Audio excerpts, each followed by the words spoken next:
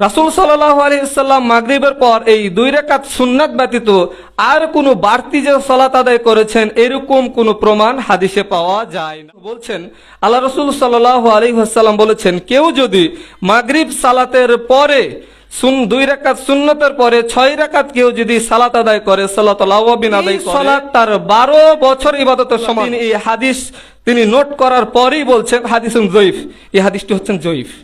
এবং আলবানী রাহিমাহুল্লাহ বলছেন এই হাদিসটি নিতান্তই জয়ীফ, তিনি তার সিলসিলা জয়ীফার মধ্যে এই হাদিসটি নিয়ে এসেছেন। সাল্লাল্লাহু আলাইহি ওয়াসাল্লাম আমাদের রোল মডেল, আদর্শ।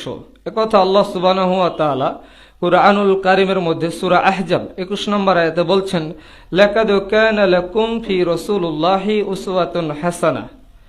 মুহাম্মদ সাল্লাল্লাহু আলাইহি ওয়াসাল্লাম এমন একজন ব্যক্তি, তাকে আল্লাহ সুবহানাহু ওয়া তাআলা কোরআনে আমাদের জন্য বলছেন যে পৃথিবীর মানুষ শোনো, তোমাদের জন্য উত্তম আদর্শ রয়েছে মুহাম্মদ সাল্লাল্লাহু আলাইহি ওয়াসাল্লামের মাঝে। তাহলে আল্লাহ সুবহানাহু ওয়া তাআলা আমাদেরকে সিলেক্ট করে দিয়েছেন যে পৃথিবীর মানুষ, তোমাদের জন্য উত্তম যে আদর্শ প্রয়োজন, তোমরা যাকে দেখে অনুসরণ করবে, সে কিভাবে চলতো, কিভাবে হাঁটতো, কিভাবে চলাফেরা করত, কি কি আমল করত, যে তুমি নিজের জীবনকে সাজাবে, কাকে দেখে সাজাবে, এজন্য আমাদেরকে রাসূল সাল্লাল্লাহু আলাইহি ওয়াসাল্লামকে সিলেক্ট করে দিয়েছেন কুরআনুল কারীমের মাঝে যে শোনো, তোমাদের জন্য উত্তম আদর্শ রয়েছে। মানে আমি আমার জীবনকে পরিচালনা করার জন্য কি কি আমল করলে আমার জীবন সুন্দর হবে, এই সুন্দর জীবন তৈরি করার জন্য যাকে আমাকে আদর্শ হিসাবে গ্রহণ করতে হবে, যার মধ্যে উত্তম আদর্শ রয়েছে, তাকে, তিনি হচ্ছেন মুহাম্মদ সাল্লাল্লাহু আলাইহি ওয়াসাল্লাম। সম্মানিত মসজিদের মুসাল্লিন কিরাম, অসংখ্য হাদিসের ভিতর মিসকা থেকে একটি হাদিস রাসূল সাল্লাল্লাহু আলাইহি ওয়াসাল্লাম বলেছেন, আবু হুরায়রা রাদিয়াল্লাহু আনহু তিনি বলছেন, আল্লাহ রাসূল সাল্লাল্লাহু আলাইহি ওয়াসাল্লাম সাহাবীদেরকে বলছেন, সাহাবীরা শোনো, কুল্লু উম্মতি ইয়াদখুলুল জান্নাহ, পৃথিবীর যত মানুষ রয়েছে আমার উম্মত, আমার প্রত্যেক উম্মতই জান্নাতে প্রবেশ করবে, ইল্লা মান আবা, তবে যারা আবা তারা প্রবেশ করবে না। আমার প্রত্যেকটা উম্মত জান্নাতে প্রবেশ করবে, তবে যারা আবা তারা প্রবেশ করবে না।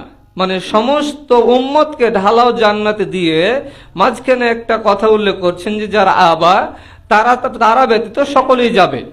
সাহাবীগণ আবা শব্দটি বুঝতে না পেরে রাসূল সাল্লাল্লাহু আলাইহি ওয়াসাল্লামকে বলছেন, কি লামান আবা ইয়া রাসূলুল্লাহ সাল্লাল্লাহু আলাইহি সাল্লাম, আল্লাহ রাসূল আবা শব্দটি কি, এটা তো আমরা বুঝতে পারলাম না।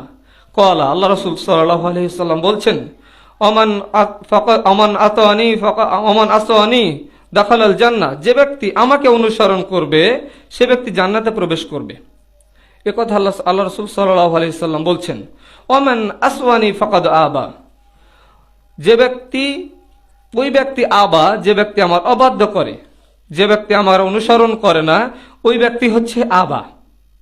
তাহলে রাসূল সাল্লাল্লাহু আলাইহি ওয়াসাল্লামকে অনুসরণকারী ব্যক্তি হচ্ছে জান্নাতি, আর যে ব্যক্তি আল্লাহ রাসূল সাল্লাল্লাহু আলাইহি ওয়াসাল্লামকে অনুসরণ করে না, নিজের মত এবং মুরব্বীদের মত, রাসূল সাল্লাল্লাহু আলাইহি ওয়াসাল্লামের মত ব্যতীত জীবনযাপন পরিচালনা করে, তারা হচ্ছে আবা। সম্মানিত মসজিদের মুসাল্লিন কিরাম, আমি আমার বক্তব্যের দিকে এগোতে চাচ্ছি। আল্লাহ রাসূল সাল্লাল্লাহু আলাইহি ওয়াসাল্লাম, যেহেতু আমি মাগরিব থেকে নিয়ে ফজর পর্যন্ত চেষ্টা করব, যতদূর পারি সম্ভব চেষ্টা করব ইনশাআল্লাহ তার আমলগুলো আপনাদের সামনে পেশ করার। সকলেই যথাসাধ্য চেষ্টা করব এই আমলগুলো নিজের জীবনে বাস্তবায়ন করার জন্য, কারণ রাসূল সাল্লাল্লাহু আলাইহি ওয়াসাল্লামের আমল হচ্ছে আমাদের জীবনের পথ। রাসূল সাল্লাল্লাহু আলাইহি ওয়াসাল্লাম যে আমলগুলো করেছেন, আমাদেরকে ওসিয়ত করে গেছেন করতে, সেই আমলগুলো আমাদের জন্য পথ প্রদর্শক। সেই আমলগুলোর মাধ্যমে আমরা জান্নাতে যেতে পারি। রাসূল সাল্লাল্লাহু আলাইহি ওয়াসাল্লাম মাগরিবের সালাত দ্রুত আদায় করতেন। দলিল সহিহ বুখারী হাদিস নাম্বার 561, হাদিসের রাবী সালামা রাদিয়াল্লাহু আনহু তিনি বলছেন, রাসূল সাল্লাল্লাহু আলাইহি ওয়াসাল্লাম, আল মাগরিবু ইজা তাওরাতু বিল হিজাব, রাসূল সাল্লাল্লাহু আলাইহি ওয়াসাল্লামের সাথে সালামা রাদিয়াল্লাহু আনহু তিনি বলছেন যে যখন মাগরিবের সময় হতো, মাগরিবের সময় বলতে যখন সূর্য পর্দার আড়ালে, হিজাব বলা, হিজাবের কথা বলে, যখন পর্দার আড়ালে যেত, মানে সূর্য ডুবে গিয়ে যখন পর্দার আড়াল হয়ে যেত, মানে আমরা আর দেখতে পেতাম না, দ্রুত তখন মাগরিবের সালাত আদায় করতাম রাসূল সাল্লাল্লাহু আলাইহি ওয়াসাল্লামের সাথে। তাহলে মাগরিবের সময় হচ্ছে যখন সূর্য ডুবে গেল, ডুবার সঙ্গে সঙ্গে মাগরিবের সময় হয়ে গেল, তখন রাসূল সাল্লাল্লাহু আলাইহি সাল্লামের সাথে তারা সালাত সম্পূর্ণ করতেন। আরেকটি হাদিস থেকে বোঝা যায়, সাহাবীগণ বলছেন, যখন আমরা মাগরিবের সালাত আদায় করে বাইরে বের হতাম, যখন আমরা মাগরিবের সালাত আদায় করে বাইরে বের হতাম, তখন আকাশে মানে পৃথিবীতে আকাশটা একটু সুন্দর লালঠে ধরনের হয়ে থাকতো। মানে যখন মাগরিবের সালাত আদায় করে বের হয়ে যেত তখন পুরোপুরি অন্ধকার হতো না। আর মরুভূমি এলাকা, মানে কোনো গাছপালা নাই, যদি সূর্য ডুবে যায় অনেকক্ষণ পর পর্যন্ত লালঠে হয়ে থাকতো আকাশ। এর জন্য অনেক সাহাবী বলছেন, যখন আমরা মাগরিবের সালাত আদায় করে বের হয়ে যেতাম তখনও দেখা যেত যে হালকা লালঠে ধরনের হয়ে আছে, এরকম মনে হতো। সম্মানিত মসজিদের মুসল্লিয়ান ইকরাম, আল্লাহ রাসূল সাল্লাল্লাহু আলাইহি ওয়াসাল্লামের অনেক হাদিস, তারপরে আমি যেটা উল্লেখ করেছি, মাগরিবের সালাতে রাসূল সাল্লাল্লাহু আলাইহি ওয়াসাল্লাম ফরজ সালাতের আগে 2 রাকাত সালাত আদায় করতেন। আবু হুরায়রা, সহিহ বুখারীর 444 নম্বর হাদিস, আবু কাতাদা সালামী রাদিয়াল্লাহু আনহু তিনি বলছেন, ইজা দাখালা আহাদাকুমুল মসজিদ, যখন আমরা মসজিদে, রাসূল সাল্লাল্লাহু আলাইহি সাল্লাম বলছেন, যখন কোনো ব্যক্তি মসজিদে প্রবেশ করবে তখন 2 রাকাত সালাত আদায় না করে যেন কেউ না বসে। সরাসরি এই হাদিসটি শুধু মাগরিবের সাথে সম্পৃক্ত নয়, যখন কোনো ব্যক্তি মসজিদে প্রবেশ করবে, রাসূল সাল্লাল্লাহু আলাইহি ওয়াসাল্লাম বলছেন, যখন কোনো ব্যক্তি মসজিদে প্রবেশ করবে সে বসার পূর্বে 2 রাকাত সালাত আদায় করবে। আমাদের দেখা যায় অনেকেই এই আমল থেকে আমরা বেখিয়াল থাকি। অনেক সময় সালাতের সময় হয়নি, সুন্নাত পড়ারও সময় নেই, 2 মিনিট সময় আছে, তখন কি করি, বসে যাই। কিন্তু রাসূল সাল্লাল্লাহু আলাইহি সাল্লাম এটা বসতে নিষেধ করেছেন আমাদের। এই মসজিদ আল্লাহর ঘর, এই ঘরে বসতে হলে আল্লাহর অনুমতি নিতে হবে, আর অনুমতি হচ্ছে সালাত।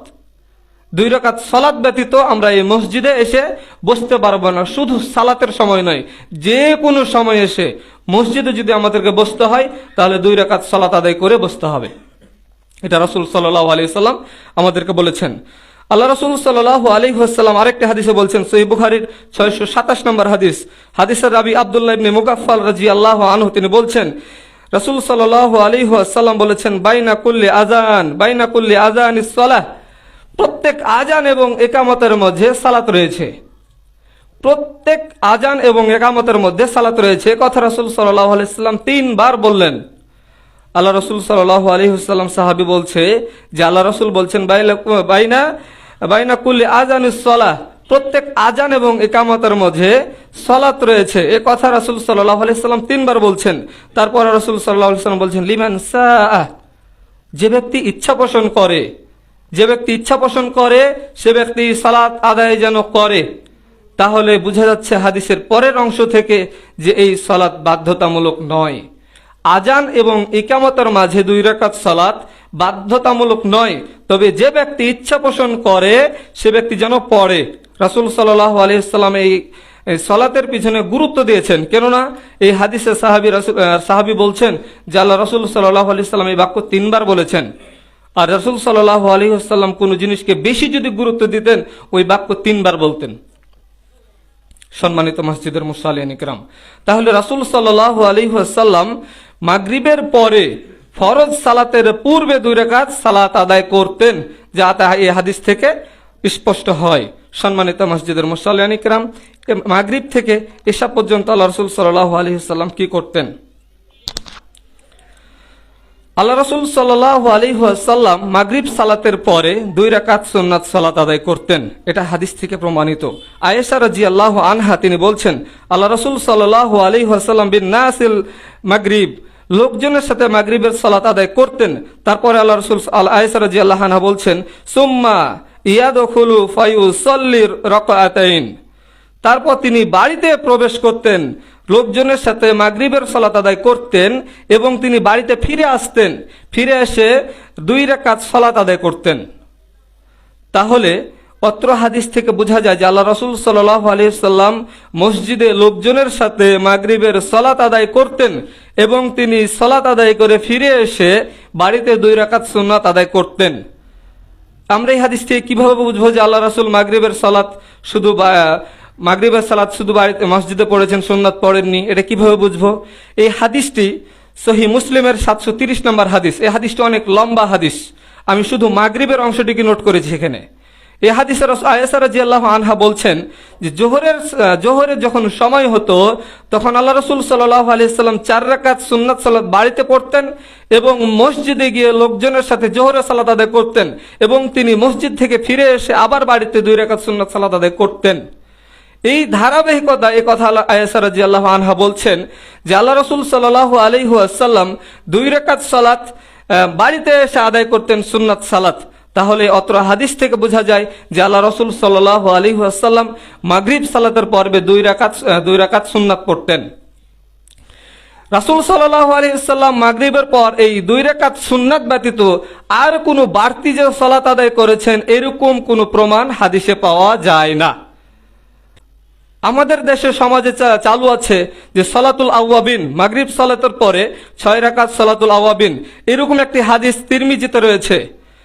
তিরমিজির হাদিসটি বর্ণনা করছেন আবু হুরায়রা রাদিয়াল্লাহু আনহু বলছেন আল্লাহ রাসূল সাল্লাল্লাহু আলাইহি ওয়াসাল্লাম বলেছেন, কেউ যদি মাগরিব সালাতের পরে 2 রাকাত সুন্নতের পরে 6 রাকাত কেউ যদি সালাত আদায় করে, সালাতুল আওয়াবিন আদায় করে, তাহলে এই সালাতের পরে এশা পর্যন্ত তার মধ্যে যদি কোনো প্রকারের খারাপ কথা, ওয়াহিদিক কথা যদি না বলে, তাহলে এই সালাত তার 12 বছর ইবাদতের সমান।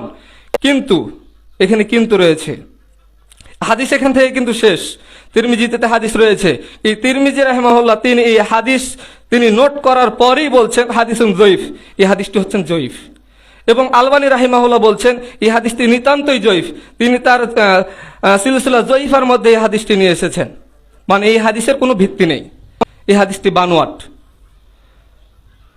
সালাতুল আওয়াবিন নামে যেই সালাত পাওয়া যায় হাদিসে, তিরমিজিতে একটা হাদিস রয়েছে সালাতুল আওয়াবিনের, সহিহ মুসলিমে হাদিসটি রয়েছে। রাসূল সাল্লাল্লাহু আলাইহি ওয়াসাল্লাম বলছেন যে আওয়াবিনদের সালাত, মানে সালাতুল আওয়াবিন যেটা বলছেন, আওয়াবিন শব্দটি হাদিসে পাওয়া যায়। সেই আওয়াবিনদের সালাত হচ্ছে যখন ওই সময় যখন ঘোড়ার বাচ্চা, উটের বাচ্চারা তাপে, মানে বালুর তাপে দাঁড়িয়ে থাকতে পারতো না। হাদিসে এভাবে উল্লেখ আছে যে আওয়ামীদের সালাত তখন যখন উটের বাচ্চারা গরমে তাপে দাঁড়িয়ে থাকতে পারতো না।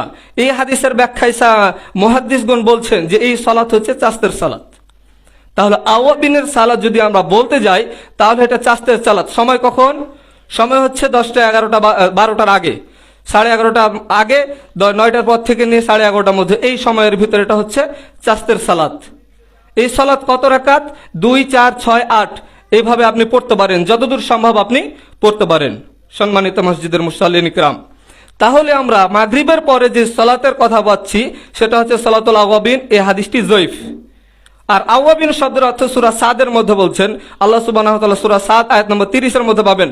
এই আওয়াবিন শব্দের অর্থ তিনি এখানে মুহাদ্দিসগণ এই আয়াতের অর্থ নিয়ে এসেছেন যে প্রত্যাবর্তনকারী, ইন্নাহু আওয়াবিন, এভাবে শব্দটি আছে সূরা সাদের মধ্যে, ইন্নাহু আওয়াবিন, নিশ্চয় প্রত্যাবর্তনকারী। মানে আওয়াবিন শব্দের অর্থ মুহাদ্দিসগণ বলেছেন যে পুরোপুরিভাবে যারা বারবার ফিরে আসে আল্লাহর দিকে, এই বাক্যকে আওয়াবিন বলা হয়। যে আল্লাহ সুবহানাহু ওয়া তাআলার দিকে বারবার ফিরে আসে এই ব্যক্তিকে আওয়াবিন বলা হয়। তাহলে আমরা আওয়াবিন থেকে সালাতুল আওয়াবিন, মাগরিবের পরে যে হাদিসটি আছে এটি জয়ীফ, এ আমল গ্রহণযোগ্য নয়। রাসূল সাল্লাল্লাহু আলাইহি ওয়াসাল্লাম মাগরিব সালাতের পরে 2 রাকাত সুন্নাত আদায় করতেন, এটা সহিহ হাদিস দ্বারা প্রমাণিত এবং সহিহ বুখারীর হাদিস, এতে বিন্দু পরিমাণে, সরিষার দানা পরিমাণে সন্দেহ নেই। এবং এরপরে যদি কোনো সালাত থাকে এটা রাসূল সাল্লাল্লাহু আলাইহি ওয়াসাল্লাম পড়েছেন এ মর্মে পড়া যাবে না। যদি এমনি পড়েন সেটা পড়া যায়, নফল এমনি পড়তে পারছি, কিন্তু বিশেষ কোনো ফজিলতের আশায় কেউ যদি পড়ে তাহলে পড়া যাবে না।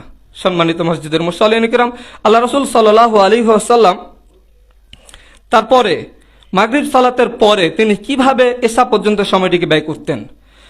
রাসূল সাল্লাল্লাহু আলাইহি ওয়াসাল্লাম তিরমিজির হাদিস নাম্বার 3895, এই হাদিসে রাসূল সাল্লাল্লাহু আলাইহি ওয়াসাল্লাম বলছেন, আয়েশা রাদিয়াল্লাহু আনহা তিনি হাদিসটি বর্ণনা করছেন, খয়রুকুম আহলিহি। আল্লাহ রাসূল সাল্লাল্লাহু আলাইহি ওয়াসাল্লাম বলছেন যে সেই ব্যক্তি সব থেকে উত্তম ব্যক্তি যে তার পরিবারের নিকট উত্তম। মানে আল্লাহ রাসূল সাল্লাল্লাহু আলাইহি ওয়াসাল্লাম মুহাদ্দিসগণ তার জীবনী রচনা করতে গিয়ে এভাবে উল্লেখ করেছেন যে মাগরিব থেকে নিয়ে এশা পর্যন্ত তিনি সময়টা পরিবারের সাথে ব্যয় করতেন। এই জায়গায় আমরা অনেক অবহেলা করি। রাসূল সাল্লাল্লাহু আলাইহি ওয়াসাল্লাম মাগরিবের পর থেকে নিয়ে সুন্নাত সালাতের পর থেকে নিয়ে এশা পর্যন্ত তিনি এই সময়টুকু তার পরিবারের সাথে ব্যয় করতেন। তার পরিবারের সাথে গল্প করতেন, পরামর্শ করতেন, বিভিন্ন বিষয়ে আলোচনা করতেন, দ্বীনি বিষয়ে আলোচনা করতেন, দুনিয়াবী বিষয়ে আলোচনা করতেন, হাসি করতেন, মজা করতেন। এই মাগরিব থেকে এশা পর্যন্ত এই সময়টুকু পরিবারের পিছনে ব্যয় করতেন। এই জায়গায় আমাদের আমলটা অনেক অবহেলার মধ্যে নিবেদিত। কেননা আমরা সারাদিন কাজ কামে ব্যস্ত। আমরা পুরুষ মানুষ, কাজ না করলে আমরা খেতে পারবো না, আমরা গরিব মানুষ। সারাদিন কাজ করলাম সকাল থেকে নিয়ে সন্ধ্যা পর্যন্ত, কাজ করে এসে মাগরিবের সালাত আদায় করে বাজারে চলে গেলাম আড্ডা দিতে। রাসূল সাল্লাল্লাহু আলাইহি সাল্লাম কি করতেন? পরিবারের সময় দিতেন। তার পরিবারের কাছে তিনি ভালো ছিলেন। কেন? তার পরিবারকে তিনি সময় দিতেন। আর আপনার পরিবারে যদি আপনাকে জিজ্ঞেস করা হয় যে আপনার বাড়ির অবস্থা কেমন, ওই যে একদম খারাপ।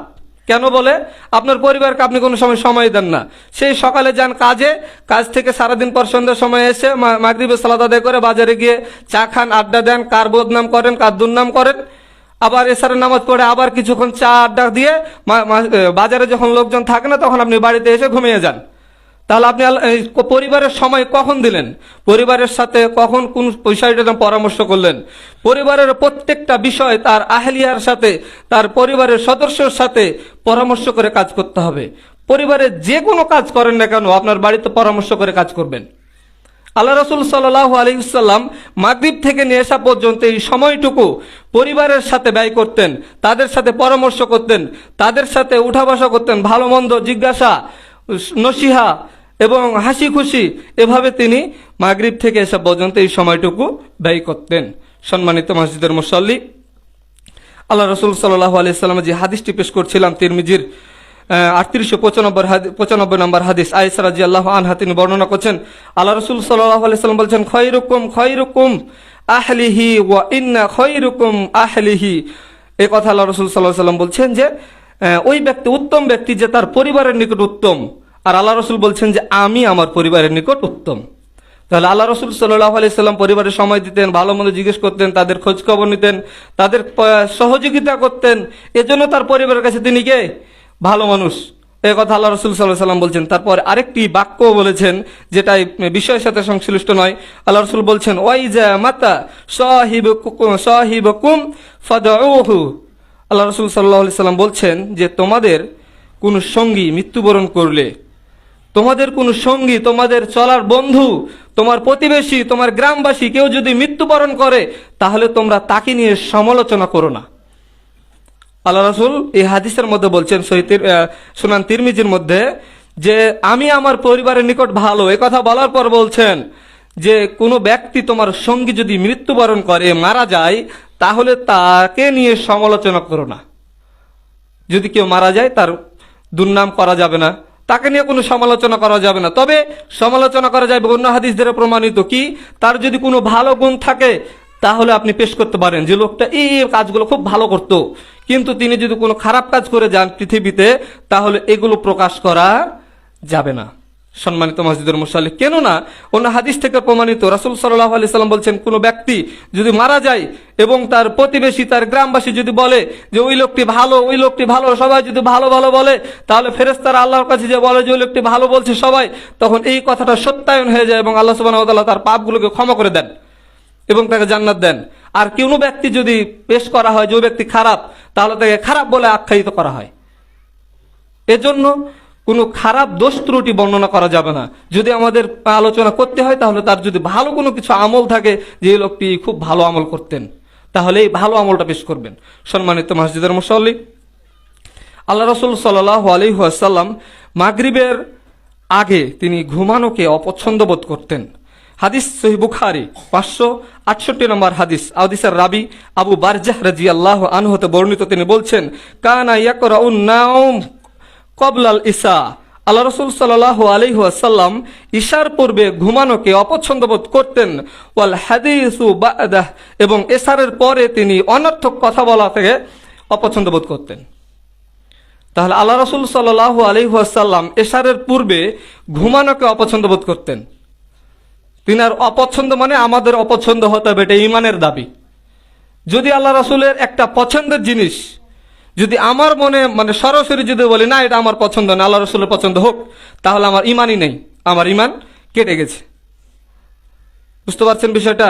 আল্লাহ রসুল সাল্লাল্লাহু আলাইহি সাল্লাম অপছন্দ করেন মানে আমার যতই বিরুদ্ধে যাক আমাকে অপছন্দ করতে হবে। আল্লাহ রসুল পছন্দ করে মানে আমার যতই বিরোধিতা হোক, আমার অন্তর না মানতে পারুক, তবু আমাকে এটাই মানতে হবে যে এটাই পছন্দ আমার, কারণ আল্লাহ রসুল পছন্দ করেছেন। আল্লাহ রসুল সাল্লাল্লাহু আলাইহি ওয়াসাল্লামের মত ওটাই যেটা আমাকে মেনে নিতে হবে, নিঃসন্দেহে চোখ বুজে, কোনো প্রকারের বিতর্ক করা যাবে না এই বিষয়ে। সম্মানিত মসজিদের মুসল্লিয়ান ইকরাম, আল্লাহ রসুল সাল্লাল্লাহু আলাইহি ওয়াসাল্লাম তিনি এশার সালাত আদায় করে তিনি দ্রুত ঘুমানোর জন্য প্রস্তুতি গ্রহণ করতেন। এশার পরে তিনি দ্রুত ঘুমানোর জন্য প্রস্তুতি গ্রহণ করতেন। কেন? তিনি আবার রাতে উঠে সালাত আদায় করবেন এর জন্য। আমরা ঘুমাই তো 12টা 1টা 2টার সময়, তাহলে আমরা কিভাবে আবার রাতে উঠে সালাত আদায় করব? আমাদের এশার হয় কয়টায়? 8টার সময় এশার সালাত আদায় করে শেষ করি আমরা। এশার সালাতের পরে রাসূল সাল্লাল্লাহু আলাইহি ওয়াসাল্লাম বলছেন যে অনর্থক কথাবার্তা বলাকে আমি অপছন্দ বোধ করি। ইশারের পরে অনর্থক কথা বলতাম, তাহলে কোন কথা বলা যাবে? যেটা খুব গুরুত্বপূর্ণ প্রয়োজনীয় কথা বলতেই হবে, সে কথা আপনি বলতে পারবেন। আপনি পড়াশোনা আছে, দিনে ইলম অর্জন করছেন, সেটা পড়েন, রাত 12টা 1টা বন্ধ পড়েন, কোনো সমস্যা নেই। কিন্তু অনর্থক আমি বসে আড্ডা দিচ্ছি, কার বদনাম করছি, কার দুর্নাম করছি, ওই দল অমুক তো ওই দল অমুক, অমুক খারাপ তো অমুক, ও আমার চরিত্র অনেক খারাপ, এ ধরনের যত রকমের অহেতুক কথা আছে আল্লাহ রাসূল সাল্লাল্লাহু আলাইহি ওয়াসাল্লাম বলছেন যে এশারের পরে এ ধরনের প্রত্যেকটা কথাকে আমি অপছন্দ বোধ করি। দুনিয়াবি যে কোনো কথা যেটার প্রয়োজন নেই, সেটা হচ্ছে অনর্থক কথা, এই কথাকে আমি অপছন্দ বোধ করি। তাহলে আমাদেরকে রাসূল সাল্লাল্লাহু আলাইহি সাল্লামের এই হাদিস অনুযায়ী, আমাদেরকে পছন্দ অনুযায়ী, তার পছন্দ অনুযায়ী আমাদের আমল করতে হবে। এশারের পর দ্রুত ঘুমানোর প্রস্তুতি নিতে হবে। রাসূল সাল্লাল্লাহু আলাইহি সাল্লাম ঘুমানোর পূর্বে কিছু আমল করতেন। রাসূল সাল্লাল্লাহু আলাইহি সাল্লাম তিনি ঘুমানোর পূর্বে বিছানায় যাওয়ার যখন জন্য প্রস্তুতি গ্রহণ করতেন, যখন ঘুমাতে যাব তখন তিনি সালাতের ন্যায় ওযু করে নিতেন। দলিল সহিহ বুখারী হাদিস নাম্বার 247। এই হাদিসের রাবি বারা ইবনে আজিব রাদিয়াল্লাহু আনহু তিনি বলছেন, আল্লাহ রাসূল সাল্লাল্লাহু আলাইহি সাল্লাম যখন বিছানায় যেতেন, ইজা আতাইতা মাজজাআকা ফাওয়াহ ফাতাওয়াজ্জাউ ওযুআকা লিস-সালাহ। রাসূল সাল্লাল্লাহু আলাইহি সাল্লাম যখন বিছানায় যাবে এরকম নিতেন, প্রস্তুতি নিতেন, তখন তিনি সালাতের ন্যায় ওযু করে নিতেন। তাহলে ঘুমাতে যাওয়ার পূর্বের একটা বিশেষ গুরুত্বপূর্ণ আমল হচ্ছে উযু করে নেওয়া। আমি পবিত্র অবস্থায় ঘুমাতে যাব, আমার অন্তর থাকবে পবিত্র স্বচ্ছ, আমার শরীর থাকবে পাক পবিত্র, এরকম অবস্থাতে আমি ঘুমাতে যাব। আল্লাহ রাসূল সাল্লাল্লাহু আলাইহি সাল্লামের গুরুত্বপূর্ণ আমল হচ্ছে তিনি যখন ঘুমাতে যেতেন তখন তিনি উযু করে নিতেন। সম্মানিত মসজিদের মুসল্লিন ইকরাম, রাসূল সাল্লাল্লাহু আলাইহি ওয়াসাল্লামের তার পরের হাদিস, তিনি উযু করে ডান কাত হয়ে শুতেন, উযু করে ডান কাত হয়ে শুতেন। দলিল সহিহ বুখারী 6311 নম্বর হাদিস। রাসূল সাল্লাল্লাহু আলাইহি ওয়াসাল্লাম এই হাদিসও তিনি বারা ইবনে আজিব তিনি বর্ণনা করছেন। আল্লাহ রাসূল সাল্লাল্লাহু আলাইহি সাল্লাম এই হাদিসও ওই একই কথা উল্লেখ করেছেন যে যখন তিনি ঘুমানোর জন্য প্রস্তুতি গ্রহণ করতেন তখন তিনি সালাতের ন্যায় উযু করে নিতেন। তারপরে বলছেন সুম্মাজতাগি আলা সিক্কিকাল ইমান। রাসূল সাল্লাল্লাহু আলাইহি সাল্লাম তিনি যখন উযু করে নিতেন এবং যখন শুতে যেতেন তখন তিনি ডান কাত হয়ে শুতেন। তাহলে আমাদেরকে যখন শুতে হবে তখন কিভাবে শুতে হবে? ডান কাত হয়ে শুতে হবে। এটা রাসূল সাল্লাল্লাহু আলাইহি সাল্লামের আমল। আমাদের তো কোনো সিস্টেমই নাই শুতার, গেলাম চিৎ পাতাঙ্গে পড়ে গেলাম, ও চিৎ হয়ে কি আর বাম দিকে কি আর ডান দিকে কি আর উপর হয়ে কি, কোনো সিস্টেমই নাই আমাদের। আমরা মুসলিম, আমাকে কার আদর্শ গ্রহণ করতে হবে নিজের জীবনে? রাসূল সাল্লাল্লাহু আলাইহি সাল্লামের আদর্শ গ্রহণ করতে হবে। আর রাসূল সাল্লাল্লাহু আলাইহি সাল্লাম কিভাবে চলতেন, কিভাবে ঘুমাতে যেতেন, এই বিষয়গুলোকে আমাকে লক্ষ্য করতে হবে। কারণ আমি মুসলিম, তার উম্মত। যদি আমি তাকে অনুসরণ না করি তাহলে তিনি আমাকে মাথায় রাখবেন, মনে রাখবেন? কিয়ামতের মাঠে যখন হাউজে কাউসারের পানির জন্য আমরা ছুটাছুটি করব তখন কি করব? আমরা কি করব? হাউজে কাউসারের পানি কার হাতে? মানুষের হাতে থাকবে? শয়তানের হাতে থাকবে না, আল্লাহ রাসূল সাল্লাল্লাহু আলাইহি ওয়াসাল্লাম হাতে থাকবে। যদি তাকে আমরা পরিপূর্ণভাবে অনুসরণ না করি তাহলে তার কাছ থেকে আমাদের পানি সৌভাগ্য হবে না, তার সাফাহাত আমাদের জন্য সৌভাগ্য হবে না। সম্মানিত মসজিদের মুসল্লিন ইকরাম, রাসূল সাল্লাল্লাহু আলাইহি সাল্লাম ডান কাত হয়ে শুতেন এবং ঘুমানোর সময় তিনি দোয়া পড়তেন। রাসূল সাল্লাল্লাহু আলাইহি ওয়াসাল্লাম ঘুমাতে যাওয়ার পূর্বে দোয়া পড়তেন। দলিল সহিহ বুখারী হাদিস নাম্বার 6324, হুযায়ফা রাদিয়াল্লাহু আনহু হতে বর্ণিত, তিনি বলছেন আল্লাহ রাসূল সাল্লাল্লাহু আলাইহি ওয়াসাল্লাম যখন ঘুমাতে চাইতেন তখন এই দোয়া পড়তেন, আল্লাহুম্মা বিইসমিকা আমুত ওয়া আহইয়া, আল্লাহুম্মা হে আল্লাহ বেশমুকা আমি তোমার নামে আমুতু মৃত্যুবরণ করছি, ওয়া আহইয়া এবং জীবিত হই। তাহলে অত্র দোয়াটা প্রায় সকলের মুখস্থ ঘুমাতে যাওয়ার আগের দোয়া। এই দোয়ার অনুবাদ কি, অর্থ কি? আল্লাহ রাসূল সাল্লাল্লাহু আলাইহি সাল্লাম বলছেন আল্লাহুম্মা হে আল্লাহ বিইসমুকা আমি তোমার নামে আমুতু এবং মৃত্যুবরণ করছি। তাহলে যখন আমরা ঘুমাতে যাই তখন আমরা কি করি? মৃত্যুবরণ করি। আমাদের আত্মাটা আমাদের শরীরে থাকে না, বাইরে থাকে। তবে এই মৃত্যু সেই মৃত্যু নয়, এই মৃত্যু সেই মৃত্যু না। আমাদের সবকিছুই চলাচল করে কিন্তু আমার আত্মা নাই, তার জন্য আমার শরীর আর আমি সময় মতো সবকিছু করতে পারি না। আমার আত্মা আমার ভিতরে থাকে না, তার জন্য আমাদের আত্মা চলে যায় ও আহিয়া এবং তার নামে আমরা জীবিত হই। তাহলে আমরা যখন মৃত্যুবরণ মানে ঘুমাতে যাই তখন আমরা কি করি? মৃত্যুবরণ করি। তাহলে আল্লাহ রাসূলের যে আরেকটা হাদিস এর আগে বললাম যে তিনি ঘুমাতে যাওয়ার আগে উজু করে নিতেন, তার মানে তিনি জানেন যে আমি এখন মৃত্যুবরণ করছি, আমি পবিত্র অবস্থায় আমার আত্মাটা উপরে যাক। বুঝতে পারছেন বিষয়টা? এই জন্য সবাই চেষ্টা করবেন যে যখন ঘুমাতে যাবেন, শুবেন, তখন চেষ্টা করবেন উজু করে শোয়ার। এটা রাসূল সাল্লাল্লাহু আলাইহি ওয়াসাল্লামের গুরুত্বপূর্ণ আমল। সম্মানিত মসজিদের মুসল্লিন কিরাম, তিনি আরো দোয়া পড়তেন। 3 কুল পরে ফু দিতেন, শরীর মাসাহ করতেন। এই হাদিসের দলিল হচ্ছে সেই বুখারী হাদিস নাম্বার 5017। হাদিস অনেক লম্বা। নবী সাল্লাল্লাহু আলাইহি ওয়াসাল্লাম বিছানায় যখন প্রকল্পে যেতেন, মানে বিছানায় যখন ঘুমানোর জন্য যেতেন, তখন তিনি রাসূল সাল্লাল্লাহু আলাইহি ওয়াসাল্লাম সূরা ইখলাস পাঠ করতেন, সূরা কুল আউযু বিরাব্বিল ফালাক মানে সূরা ফালাক পাঠ করতেন, কুল আউযু বিরাব্বিন নাস মানে সূরা নাস পাঠ করতেন। এই কুল আল্লাহু আহাদ, কুল আউযু বিরাব্বিল ফালাক, কুল আউযু বিরাব্বিন নাস, এই 3টা সূরা কার মুখস্থ নাই? সবার মুখস্থ আছে, তাই না? আল্লাহ রাসূল সাল্লাল্লাহু আলাইহি সাল্লাম যখন বিছানায় যেতেন তখন এই 3টি পাঠ করতেন, 3টি সূরা পাঠ করতেন এবং 2 হাত একত্রিত করতেন। 2 হাতকে একত্রিত করে ফু দিতেন হাতে ফু দিয়ে পুরো শরীর মাসাহ করতেন। হাত, মুখ, বডি, সামনে পিছনে, মাথা থেকে মুখ পর্যন্ত একদম পাবো যতদূর সম্ভব তিনি শরীরটা মাসাহ করতেন। হাদিসের রাবি আয়েশা রাদিয়াল্লাহু আনহা তিনি বলছেন আল্লাহ রাসূল এই রূপ 3 বার করতেন।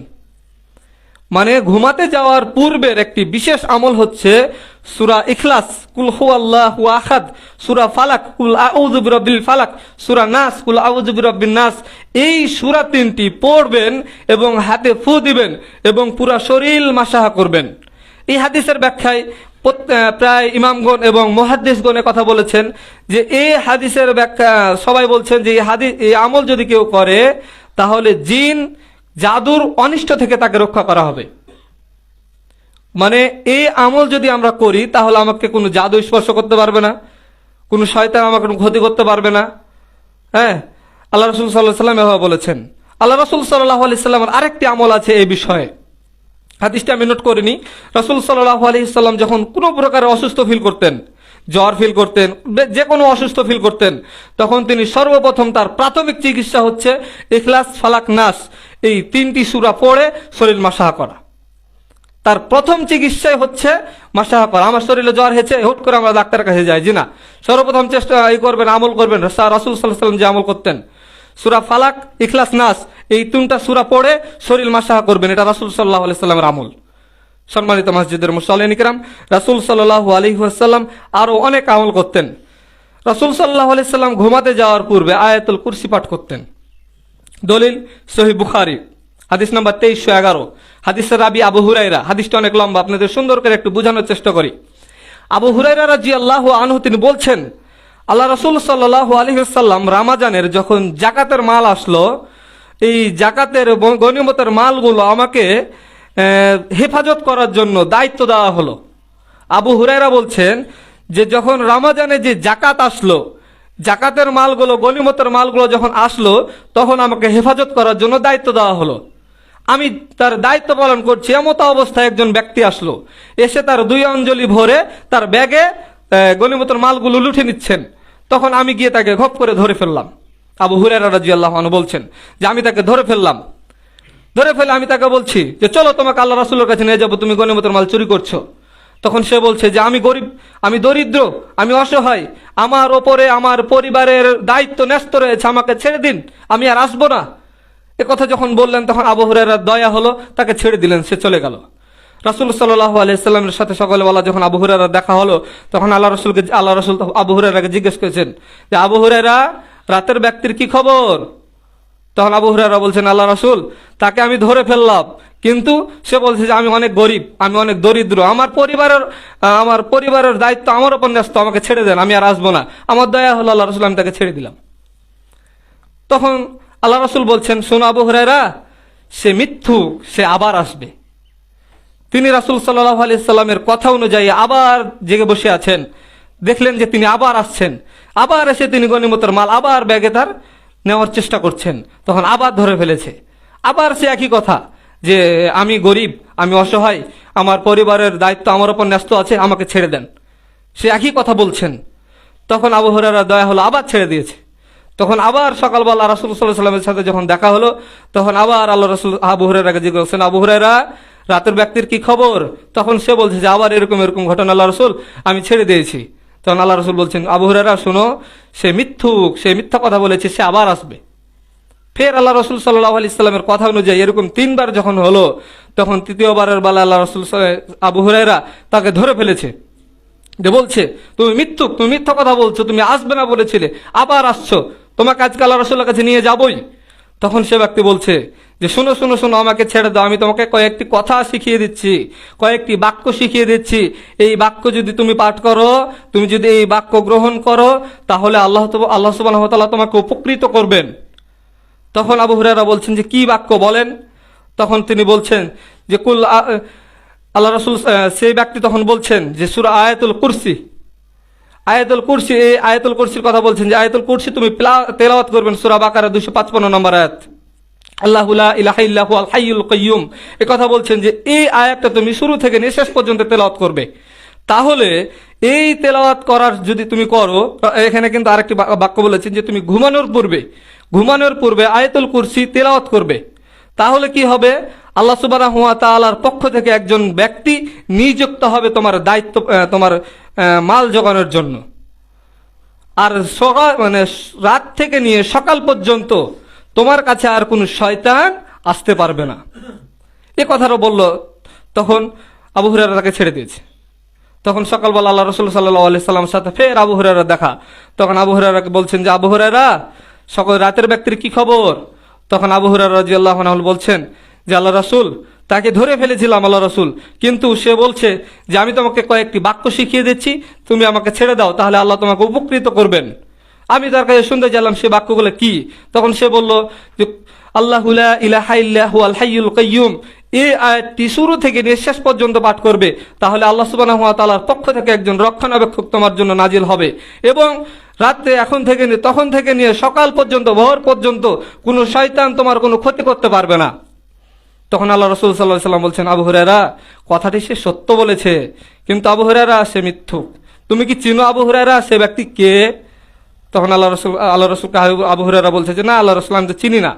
তখন আল্লাহ রাসূল সাল্লাল্লাহু আলাইহি সাল্লাম বলছেন, সে হচ্ছে শয়তান, সে শয়তান। তাহলে আল্লাহ রাসূল সাল্লাল্লাহু আলাইহি সাল্লাম এই কথাকে সত্যায়ন করেছেন, মানে কেউ যদি ঘুমানোর পূর্বে আয়াতুল কুরসি পাঠ করে, আল্লাহু লা ইলাহা ইল্লা হুয়াল হাইয়ুল কাইয়্যুম, এই আয়াতটি যদি ঘুমানোর পূর্বে কেউ যদি পাঠ করে, তাহলে আল্লাহর পক্ষ থেকে একজন রক্ষণাবেক্ষক, মানে তার অর্থ সম্পদ জোগানোর জন্য দায়িত্ব নেবেন আল্লাহ সুবহানাহু ওয়া তাআলা, পাঠাবেন একজন ফেরেশতা, তারা সম্পদ করবেন, হেফাজত করবেন, এবং তার কাছে সকাল পর্যন্ত কোনো শয়তান প্রবেশ করতে পারবে না।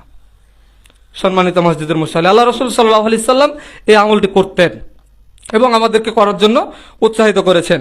সম্মানিত মসজিদের মুসল্লি, আল্লাহ রাসূল সাল্লাল্লাহু আলাইহি ওয়াসাল্লাম, সময় শেষের দিকে অনেক লম্বা আলোচনা আছে, ইনশাআল্লাহ আজকে আর বেশি আলোচনা করা যাবে না, আরেকটি আলোচনা হাদিস বলে আমার আজকের আলোচনা গুছিয়ে নেব ইনশাআল্লাহ।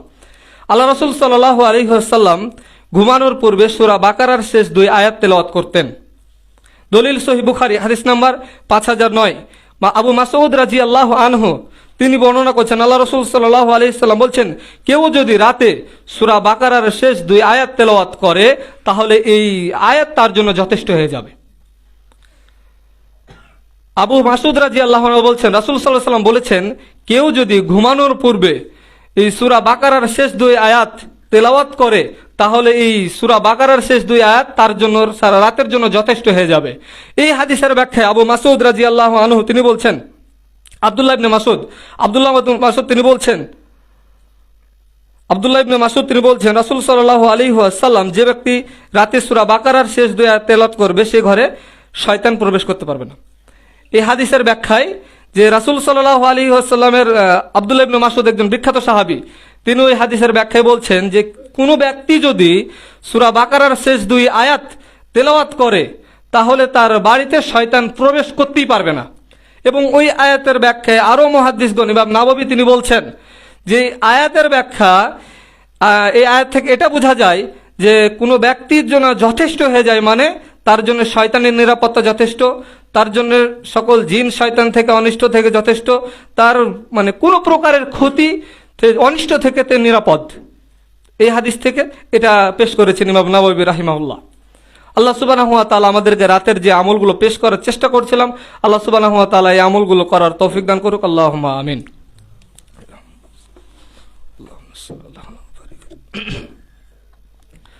আলহামদুলিল্লাহি ওয়াহদা, সালাতু ওয়াসসালামু আলা মান লা নাবিয়্যা বা'দা, আম্মা বা'দ। সম্মানিত মসজিদের মুসল্লি, হাদিস অনেকগুলো নোট করেছি, আরো আরেকটি খুতবা লাগবে ইনশাআল্লাহ আলোচনা শেষ করতে। তো যেহেতু আজকে সময় কম, এমনিতে 4 মিনিট লেট হয়ে গেছে, তো এখানেই আমার আলোচনা আজকে শেষ করছি। আল্লাহ সুবহানাহু ওয়া তাআলা যে আমলগুলোর কথা পেশ করলাম আপনাদের সামনে, সেই আমলগুলো করার তৌফিক দান করুক। আল্লাহুম্মা আমিন। তাহলে আমরা এক নজরে আরেকবার পেশ করি যে আমরা কি কি আমল পেশ করলাম সংক্ষিপ্তভাবে। আমরা পেশ করেছি সর্বপ্রথম মাগরিবের সালাত দ্রুত আদায় করতেন এবং প্রত্যেক সালাতের মাঝে আজান এবং একামতের মাঝে সালাত রয়েছে, যে ইচ্ছা করে সে পড়বে, পড়লে উপকৃত হবে, না পড়লে গুনাহ নেই। রাসূল সাল্লাল্লাহু আলাইহি সাল্লাম মাগরিবের সালাতের পরে বাড়িতে গিয়ে সুন্নাত সালাত আদায় করতেন। চেষ্টা করবেন মাঝে মধ্যে সুন্নাত সালাত আদায়গুলো মসজিদে না পড়ে বাড়িতে পড়ার, মাঝে মধ্যে চেষ্টা করবেন, সব সময় না, মাঝে মধ্যে চেষ্টা করবেন। কারণ আল্লাহ রাসূল সাল্লাল্লাহু আলাইহি সাল্লামের একটা হাদিস রয়েছে, ওই ব্যক্তি তোমরা, রাসূল সাল্লাল্লাহু আলাইহি ওয়াসাল্লাম বলছেন যে তোমাদের বাড়িকে তোমরা কবর বানিয়ে দিও না, তোমরা মৃত্যু ব্যক্তির বাড়ি বানিয়ে দিও না, কবর বানিয়ে দিও না। যে ব্যক্তির বাড়িতে কোরআন তেলাওয়াত করা হয় না, যে বাড়িতে সালাত আদায় করা হয়, ওই ব্যক্তি মৃত্যু ব্যক্তির ন্যায় এবং কবরের ন্যায়। এ কথা আল্লাহ রাসূল সাল্লাল্লাহু আলাইহি ওয়াসাল্লাম বলেছেন। মাঝে মধ্যে চেষ্টা করবেন সুন্নাত সালাত আদায়গুলো বাড়িতে গিয়ে পড়ার। তারপর আমরা পেশ করেছি আল্লাহ রাসূল সাল্লাল্লাহু আলাইহি ওয়াসাল্লাম মাগরিব থেকে নেশা পর্যন্ত তার এই সময়গুলো বাইরে আড্ডা না দিয়ে বাড়িতে পরিবারের সাথে সময় দিতেন। চেষ্টা করবেন মাগরিবের পর খুব কম বাজারে যাওয়ার, খুব প্রয়োজন যদি না থাকে বাজারে যাবেন না, বাড়িতে পরামর্শ করবেন, বিভিন্ন বিষয়ে গল্প সল্প করবেন। যদি কোনো হাদিস জানা থাকে বলবেন যে এই হাদিসটা আমাদের আমল করা উচিত। আজকের আলোচনাগুলো আপনারা বাড়িতে গিয়ে আলোচনা করার চেষ্টা করবেন যে আমরা আজকে আলোচনাগুলো শুনলাম, এরকম এই সময়গুলো আমাদের এভাবে ব্যয় করা উচিত। কোরআন হাদিসগুলো আমাদেরকে জানা দরকার, আমল করা দরকার, উদ্বুদ্ধ হবে বাড়িতে। আমাদের বাড়িতে গ্রাম অঞ্চলে মহিলারা অজ্ঞ কেন জানেন? তাদের আলোচনা শোনার কোনো ব্যবস্থা নেই। আমাদের ব্যর্থতা যে আমরা মসজিদে মহিলাদের কোনো ব্যবস্থা করতে পারি না খুতবা শোনার জন্য। আমরা শুনি ঠিকই, কিন্তু আমরা আমল করি না। মহিলারা যদি আসে তারা শুনে এবং তাদের ব্রেনে বেশি ঢুকে এবং তারা আমল করার চেষ্টা করে। এটা আমাদের ব্যর্থতা, আমাদের চেষ্টা করতে হবে মহিলাদের ব্যবস্থা করার। আল্লাহ সুবহানাহু ওয়া তাআলা কবুল করুক। আল্লাহ রাসূল সাল্লাল্লাহু আলাইহি ওয়াসাল্লাম তিনি ঘুমাতে যাওয়ার আগে উযু করতেন। তিনি ঘুমাতে গেলে ডান কাঁধে শুতেন। তিনি ঘুমানোর পূর্বে সূরা বাকারার শেষ 2 আয়াত তেলাওয়াত করতেন, আয়াতুল কুরসি তেলাওয়াত করতেন এবং সূরা নাস, ফালাক, ইখলাস পড়ে শরীর মাসাহা করতেন। আল্লাহ সুবহানাহু ওয়া তাআলা এই কয়েকটি আমল আপাতত আমরা শুরু করব ইনশাআল্লাহ। সকলে বলি ইনশাআল্লাহ। ইনশাআল্লাহ আল্লাহ সুবহানাহু ওয়া তাআলা আমাদেরকে এই আমলগুলো করার তৌফিক দান করুক। আমিন ইয়া রাব্বুল আলামিন। এই বলে আজকের সংক্ষিপ্ত আলোচনা এখানেই শেষ করছি। আল্লাহ সুবহানাহু